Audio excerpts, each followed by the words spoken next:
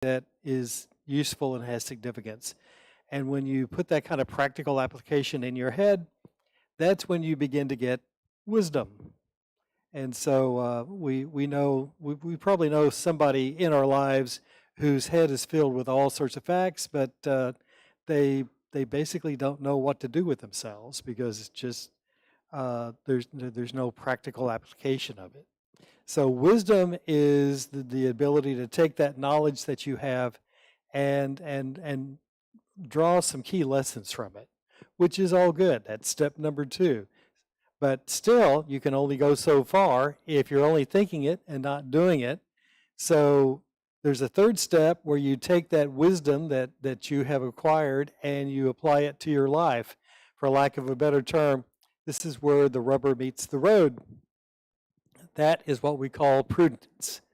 And where we apply that knowledge into our everyday lives, and that wisdom, of course. And the wise people who make that kind of application live prudently. There's kind of a 3-step phase on the other side of the fence as well, and that's basically in the realm of foolishness. It starts with being simple, and in and of itself, someone who's simple is not necessarily in a negative situation. They may just not know any better, and they haven't had the opportunity to do any learning or to know any better. So although it's, if you manage to live in most of your life uninformed on anything, that's not necessarily a point in your favor. So from simplicity goes to how do you graduate from being simple to being a fool? That's when you know better and you continue to do things and act in a foolish manner. You reject what life teaches you in certain terms. You reject the opportunity to get wisdom, to learn how to do things in a more fruitful manner. And then the end result of foolishness is, according to Solomon, is when you become a mocker. Not only do you behave and act foolishly, not only do you live a foolish life, but you spend most of that time making fun of people who are not like you, who actually are trying to live a life of wisdom. The intelligence that you have that could be spent learning to become wise, you put into, or that person puts into, mocking and making fun of others and deriding others. So it's like wisdom. It's a gradual. It's a life that becomes more and more involved in whichever way of life you're leading. You can either become more wise and become this very wise, prudent person, or you can become this very foolish, arrogant, mocking person. It's your choice. So obviously you need to choose wisely. Well, like I say, we're at chapter 16, and we continue to look at these proverbs verse by verse. Sometimes they're in random order. Sometimes one builds on the other, but each of them has something to say. So if you've got your Bibles open or your devices at chapter 16, we'll just begin. Where Solomon says, "To man belongs the preparations or the plans of the heart, but from the Lord comes the proper answer of the tongue." Basically, when plans are given voice, especially when wisdom is given voice, it comes from the Lord. And this also points to something that we're going to see Solomon repeat a little bit later in the chapter, that plan as you may, God has the ultimate answer, makes the ultimate choice. God ultimately directs your steps in terms of what you will do. Verse 2, "All of a man's ways seem pure in his own eyes, but motives and spirits are weighed by the Lord." In our frame of mind, we can just pretty much justify anything and everything that we're doing. But God sets the ultimate standard. We're not really able, none of us is able to fully evaluate and give a totally honest appraisal of ourselves or our actions. Only God can do that. Commit to the Lord whatever you do, and he will establish your plans. Uh, this may be why Paul tells his readers in Colossians that to work as to the Lord and not as to men. Basically, make God your ultimate boss. That's who you're really working for when all is said and done. Interesting, this phrase, commit to the Lord whatever you do. The Hebrew word for commit is literally roll. It's like taking this big stone that you can barely move on your own. Maybe you need it with some help from 2 or 3 or maybe 50 friends, and you roll that stone over to where it's in a better position. Well, what Solomon is saying here, take that that big commitment, roll it over to God and leave it there, and God will handle it. Verse 4, Owie here. The Lord works out everything to its proper end, even the wicked, the unrepentant wicked people, for a day of disaster. If you kind of feel like people are getting away with stuff that they shouldn't be, well, maybe in the short term they are, but in the long term, maybe not. You know, it says in Deuteronomy, and Paul quotes that verse also in Romans, vengeance is mine, I will repay, says the Lord. And that's on top of that, Paul says, leave room for God's wrath. Don't try to take it on yourself in terms of any kind of vengeance or payback. Leave that to God, because God will know what to do and how to do it. Verse 5, the Lord detests all the proud of heart. They are an abomination to him. Be sure of this, they will not go unpunished. Kind of building a little bit on verse 4, what we just read. This thought is also going to come up in a few verses, so mark that thought. Verse 6, through love and faithfulness, basically God's mercy and love and faithfulness, sin is atoned for. Through the fear of the Lord, evil is avoided. One departs from evil. Well, what did we learn, or what did Solomon say at the very beginning of Proverbs? The beginning of wisdom. The fear of the Lord is the beginning of wisdom. When the Lord takes pleasure in a man's ways, he causes their enemies to make peace with him. That's interesting. And I think we've seen that happen on occasion.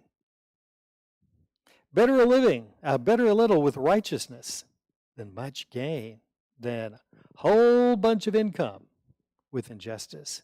It's better to live honestly, even if what you're pulling in seems to be just a mere fraction of what other people are doing. And again, that thought was going to come back up at the top of chapter 17. Verse 9. A man's heart plans his way, but the Lord establishes or directs his steps. Again, that's a follow-up on what we saw in verse 1. And it's a reminder that we're ultimately in God's hands, what he permits us to do. But one other thought that you might want to add to this, Ephesians chapter 3, Paul says, God is able to do abundantly more than what we ask or think. So, being in the hands of the Lord is not a bad thing. And this also might be where we get the phrase, the wise saying, man proposes, but God disposes. Verse 10, the lips of a king speak prudently. He speaks as an oracle of God, and his mouth does not betray justice. This basically is where Solomon is saying it's really important that whoever is your ruler, whoever is ruling the country, or even ruling local government, needs to be someone who is God-fearing, who honors and respects God. Honest scales and balances, honest scales and weights belong to the Lord. All the weights in the bag are of his making. Scales, balances, weights, that's, as you might guess, that was a lot of how stuff got done in business in the day. What it boils down to is, hey, God cares about fair and honest business.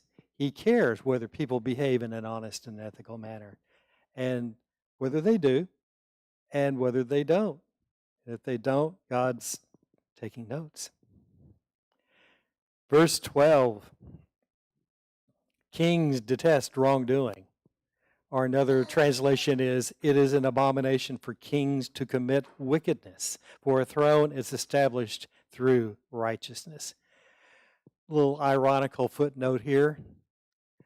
Solomon, we don't know when Solomon wrote this little verse, but perhaps, quite possibly, it might have been toward the end of his career as a king, when perhaps he was indulging a little bit of wickedness himself.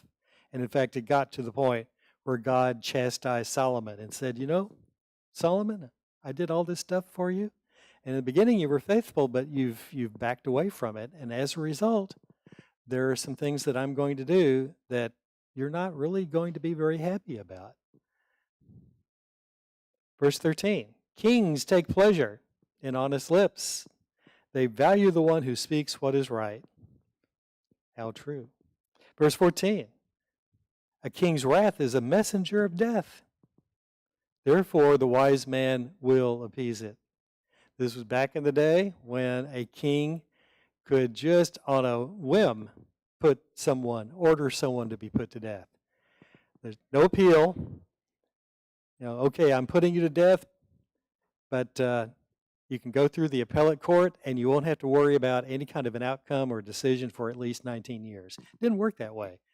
You know, it was not 19 years, but 19 seconds later that your head was on the chopping block. That was how things worked.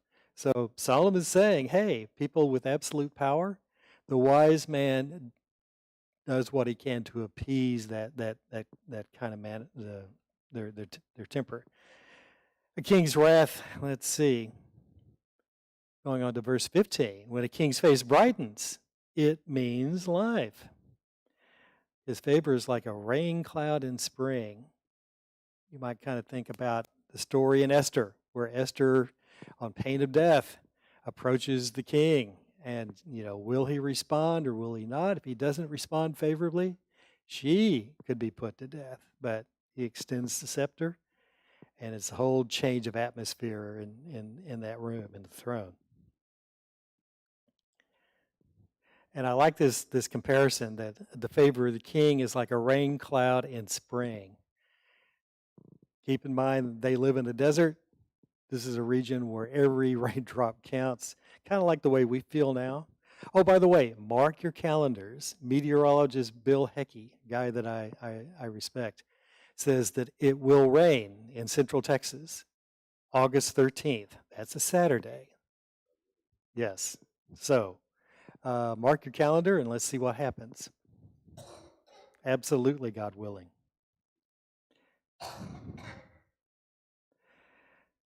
Verse 16, how much better to get wisdom than gold, to get insight and understanding than silver. Kind of a reminder of, yeah, gold is good, silver is good, but they're not everything. There's things that are much more valuable, such as wisdom and understanding. A lot of rich people who are very miserable, who have lived very miserable lives because they didn't know how to live them wisely. The highway of the upright avoids evil. He who keeps his ways preserves his soul. And then here is a verse, here's a proverb that I think all of us have heard. It's kind of like a legacy proverb, because even if you've never studied Proverbs at all, you've probably heard of this one. Pride goes before destruction, a haughty spirit before a fall. Going back to what James and Peter have talked about, we've gone back to those verses as well, that God will lift up the humble and chastise the proud.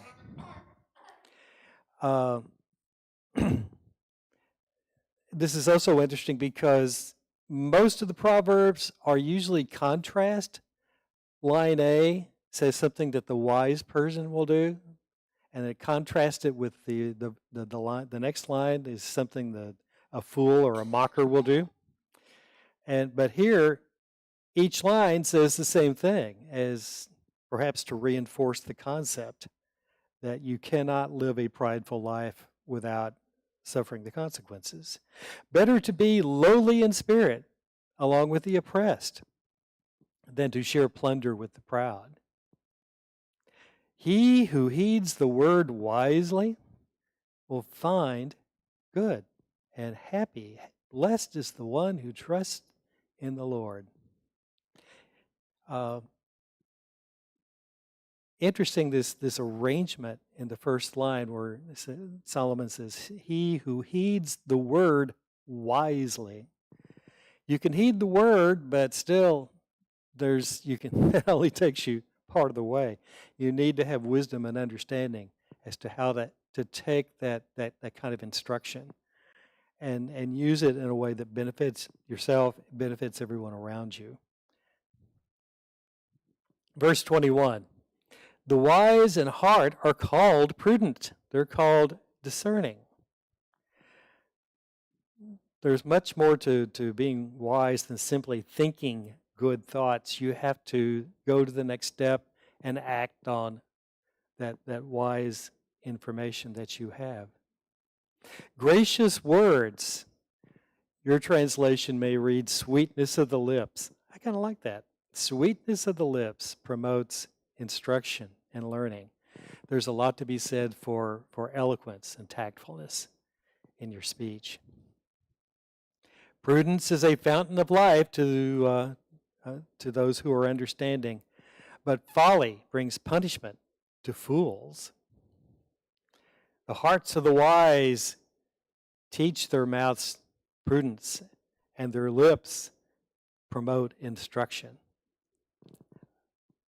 A life of wisdom, a wise mind is continually learning. You don't reach a saturation point and say, okay, I'm done. I'm totally wise now. Probably one mark of wisdom is the realization of how much you don't know and how far you still need to go. Gracious words, pleasant words are like a honeycomb, sweet to the soul, healing to the bones. There's something about taking something like honey, something that's very sweet, something that has some sugar content. If you're just feeling run down, what's the song in Mary Poppins? A spoonful of sugar makes the medicine. Yeah. Anyway, it just brightens up your face. In fact, when talking about the effect of honey on a face, go back and read the adventure in 1 Samuel chapter 14 where Jonathan is chasing the Philistines and he's just worn out and he takes a big swig of honey and basically that just rejuvenates him to the point where he has this wonderful victory. Okay, verse 25, another chestnut that you've probably heard many times before. And in fact, the reason that you may have heard it is because it was in last week's lesson in chapter 14. There's a way that seems right to a man, but in the end it leads to death. I don't think this is an oversight on Solomon's part. You'll see very key critical proverbs appear time and again. Very likely he's putting them down again for emphasis and importance. This is too important for you guys to gloss over or to forget. Take it in. Think on it, dwell on it, memorize it. Solomon is saying. The person who labors for himself. Their hunger drives them on. Yep, hunger can be a great incentive for working. If you need to work to eat, yeah, you'll find something to do. An ungodly man digs up evil. He plots evil. Evil is not something that's just passive. It's an active activity. One, more often than not, will search for evil, will look for it. And on the lips of an evil person, evil is like a scorching fire. He can't keep it to himself, especially if he's got something scandalous or if he's done something scandalous. He's got to share it with other people. One of the curses of social media is where stuff gets just spread, that stuff that basically should have been kept secret. A perverse person stirs up conflict. He sows strife, pretty much like the farmer who's sowing seeds. We've probably met at least one person in our lifetimes who's very good at stuff like that. A gossip, and some translations refer to that person as a whisperer. A gossip separates close friends. Gee, you reckon? Yeah, I've seen gossip, and I think all of us have been familiar with situations where gossip or someone who gossiped really wound up doing great damage to friendships, relationships, especially if it wasn't true. A violent man entices his neighbor and leads him down a path, leads him in a way that is not good. The next verse kind of builds on that. Whoever winks with his eye is plotting perversity, and he who purses his lips is bent on evil. Shifty behavior, and quite often someone who is up to no good basically gives themselves away through their facial expressions. That's the reference to the winking of the eye, the pursing of the lips. You know something's up when you see them behaving like that. Here's another favorite proverb, verse 31. Gray hair, silver hair is a crown of splendor, of glory. It is attained through a life of righteousness. He who is slow to anger, he who is patient, is better than the mighty. They are ultimately better people than a warrior. The one who has self-control, the one who can rule his spirit, is better than one who takes a city. For all that you want to say about military might and strong people who can lift, 20,000 pounds at a single time, Solomon says there's one person better, and that's the person who can hold his temper, who can think before they speak, who has mastered the art of self-control. There are few people who are better than that person. Verse 33 is kind of interesting. The lot is cast into the lap, but every decision is from the Lord. The lot, basically their version of rolling the dice. Does this mean that God is watching over us when we're playing Monopoly? Well, no. Basically, if you understand what the casting of the lot is all about in that day and age, had more likely to do with what the priest did with the Urim and the Thummim. These were special stones that priests had, and basically whenever a military leader or a national leader had to make a critical decision, what does the Lord want me to do? They would use these stones, and the way they would, the stones would roll up would tell them, give an indication of what they were to do. And basically, this kind of rolls back to the earlier proverb about commit your decisions to the Lord and he will guide you. Basically, casting the lot, when in that day and age, when you were casting the lot, you were committing a decision to God. You were saying, okay, Lord, we're very, very interested in what you want us to do or how you want us to go about this particular challenge. And so the application today is when you commit a decision to God, wait for his answer, and he will provide you with one. Excuse me. That takes us to chapter 17. And like I say, this is a follow-up to one of the verses we read earlier. Better a dry crust with peace and quiet than a house full of feasting with strife. I'm sorry. It's even if the cupboard is bare and all you have is not only day-old bread but maybe month-old bread, or you have the remains of a piece of toast that you toasted last week. If that's all you have to eat, If you've got a God-fearing household, one where people honor and respect each other, that's a happier household. You're going to have a happier meal than someone who has the 17-course meal.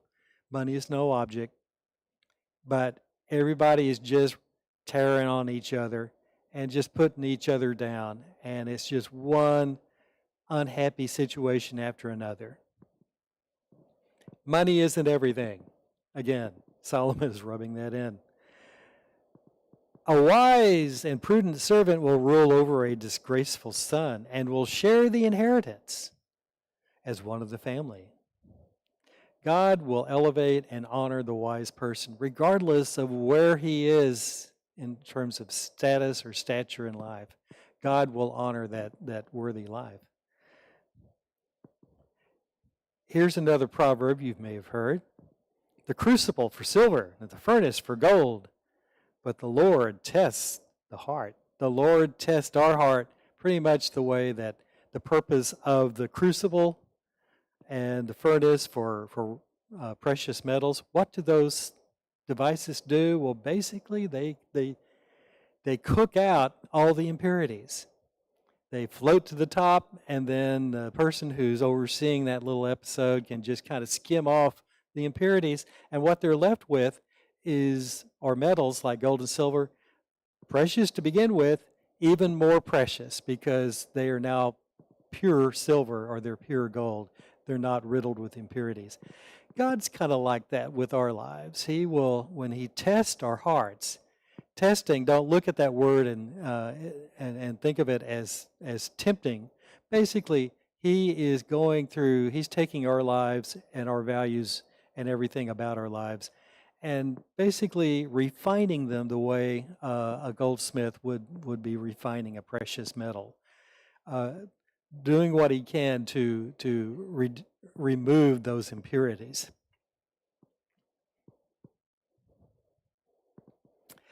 An evildoer, a wicked person, listens to deceitful lips. A liar pays attention to a spiteful tongue. What's he saying? Well, liars delight in lies. No surprise at all. Here's a verse that we should pay careful attention to. Whoever mocks the poor shows contempt for their maker. God made all of us, rich man, poor man. And so it's not really our prerogative to make fun of anyone, especially if we think they are in a lesser social status than we are. And then look at this verse. Whoever gloats over calamity or disaster will not go unpunished. There's a word for that in our day and age. It sounds kind of a Germany type of word. Schadenfreude. What does that word mean? Well, it's pleasure derived by someone from another person's misfortune. Not a good thing. God doesn't want us to gloat over the misfortunes of other people. Who are we most likely to gloat over one's misfortunes? Someone who is maybe on our enemies list, someone who we don't like to begin with. And so when that person encounters something bad in their lives, and something which in some cases may be a judgment from God, it's human nature to gloat, basically to look at that, kind of point at him and say, ha, ha, ha, look what happened to him, and just basically, hey, that makes my day. God does not want you to make that your day. In fact, I think we're going to come up as we progress into Proverbs. It's either in Proverbs or Ecclesiastes where Solomon says that be careful about gloating over another person's misfortunes, especially an enemy's misfortunes, because if God sees you doing that, he may actually limit or overturn the punishment that he's allowing that person to go through. So, our two words to come from this particular verse: no gloating. You want three words? You can make it no gloating allowed. God says so. Verse 6, this is a sweet one. Children's children are a crown to the aged, and the glory of children is their father. This points to the value of generational interdependence. You know, children love their grandparents, grandparents love their grandchildren, and it's that bridging of generations is something that is really very sweet about life. Eloquent lips are unsuited to a godless fool. How much worse lying lips to a ruler, to a prince, someone who is in charge and theoretically should be an oracle of God, as Solomon called them a little bit earlier. A ruler should be a righteous ruler. So the last thing you should expect from someone who rules over you is someone who lies. Unfortunately, that's not always the case. We've seen little episodes where our elected officials actually were not totally truthful to us. Verse 8, a bribe is seen as a charm, as a precious stone by the one who gives it. Wherever he turns, the person who offers that bribe prospers. He thinks success will come at every turn. Your translation may read, instead of bribe, present.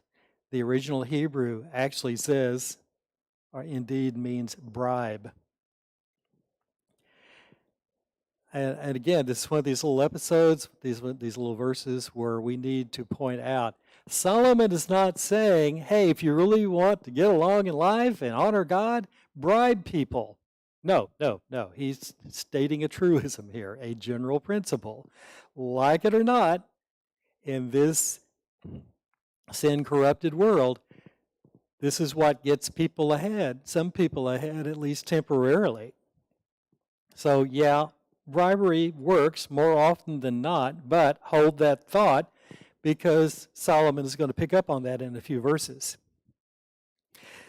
Excuse me. Whoever would seek love covers over a transgression or an offense, but whoever repeats the matter separates close friends. Is there a time where we need to confront people about their sin or something that's happened between the two of you? Yes, obviously. But when that episode happens, there's a way to deal with it, and there's many ways not to deal with it. So deal tactfully with sin, but once the issue is resolved, don't repeat it. Don't keep bringing it up. Don't tell others, man, you would never believe what so-and-so just did to me or whatever. Or to that, even worse, to that person, you keep bringing it up, throwing it in their face.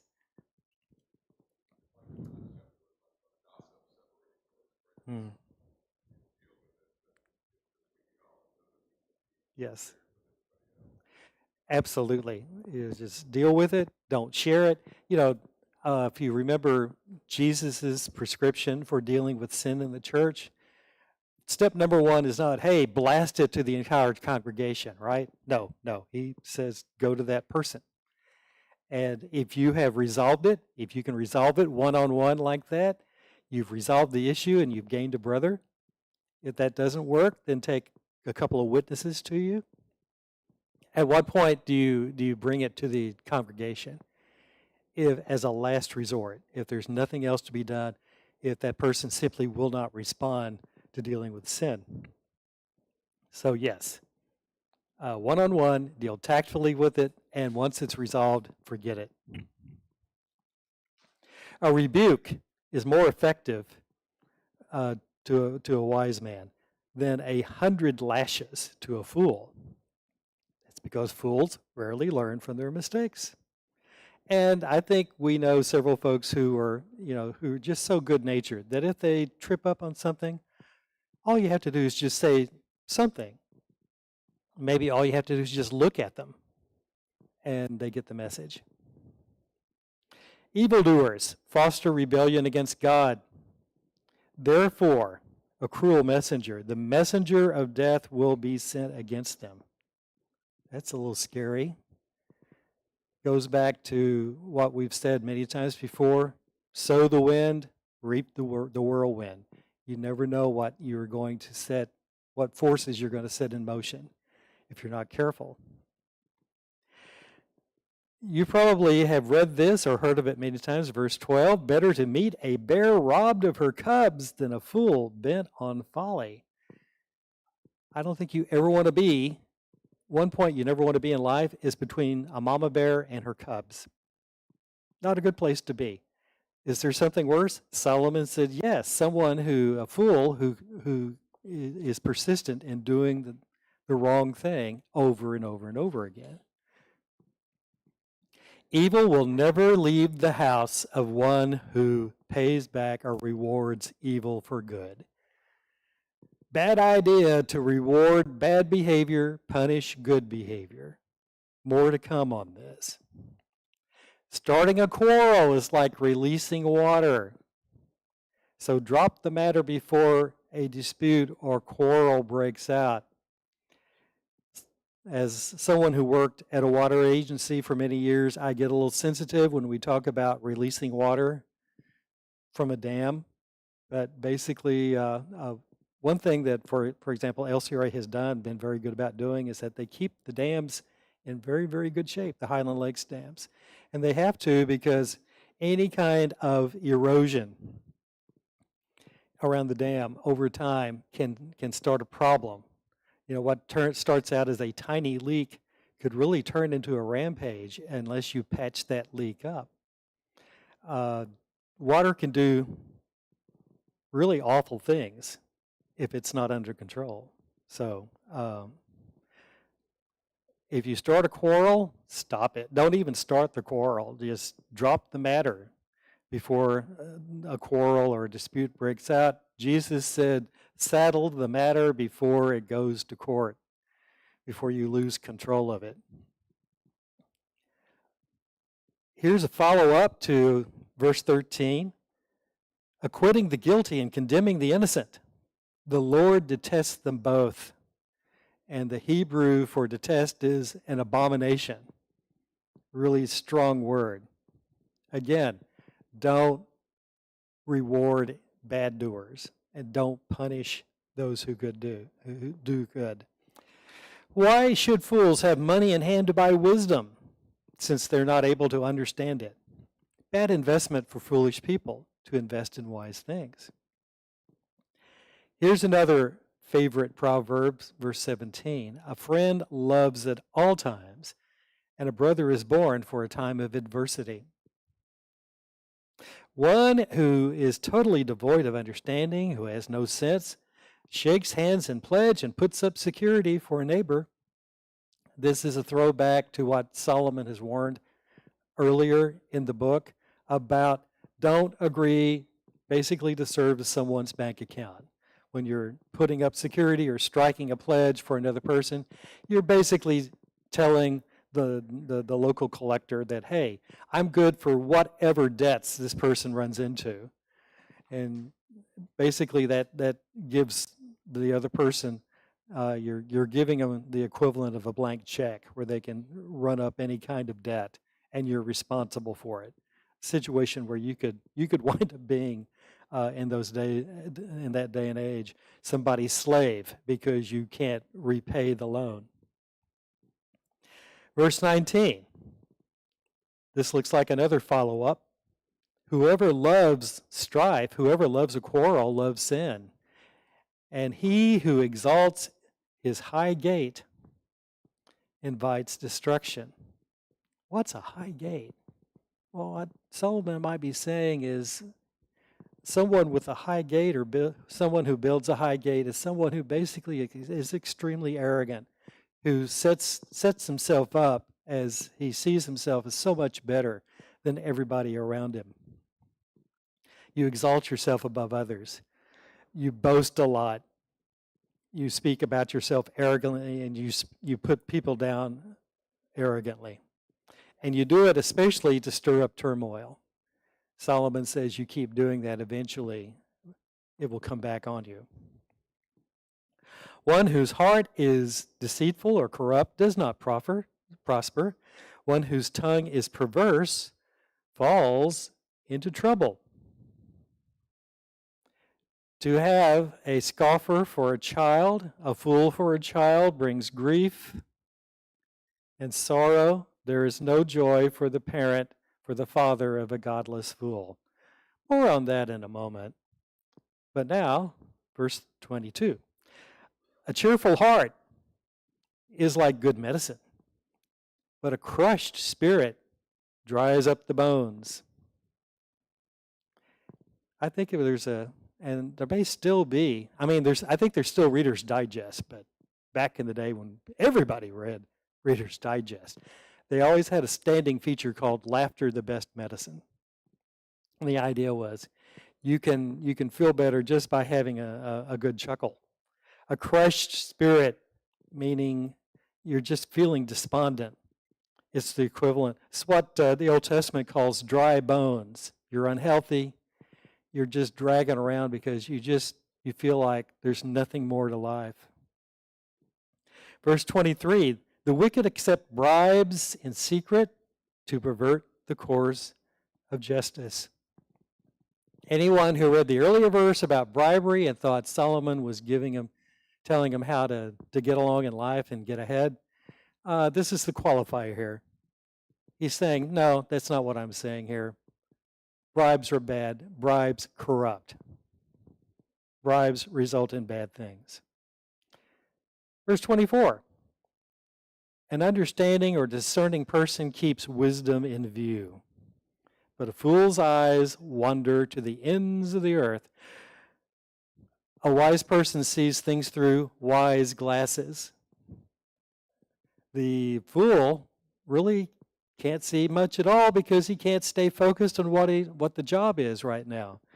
He's looking at everything. He's thinking about everything except what he needs to be focused on. And above all things, he's inattentive to the instruction of wisdom. Verse 25, here's a follow-up to 4 verses earlier. A foolish son brings grief to his father and bitterness to the mother who bore him.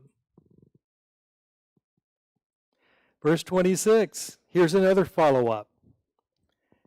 If imposing a fine on the innocent is not good, surely to flog the honest officials is not right either. Again, pushing that point. It's not good to punish the righteous and reward the wicked. It needs to be the other way around if you want a good life, if you want a good and just society.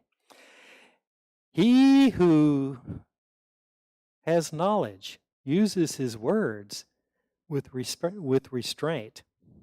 And a man of understanding is of a calm spirit. He's even-tempered. And the next verse, our final verse today, builds on that. And you'll love this one. Even fools are thought wise if they keep shut, if they keep silent, and perceptive or discerning if they hold their tongues. Everybody likes to think that it was Abe Lincoln who came up with this concept. He didn't. He was drawing from this verse, but he came up with a well-known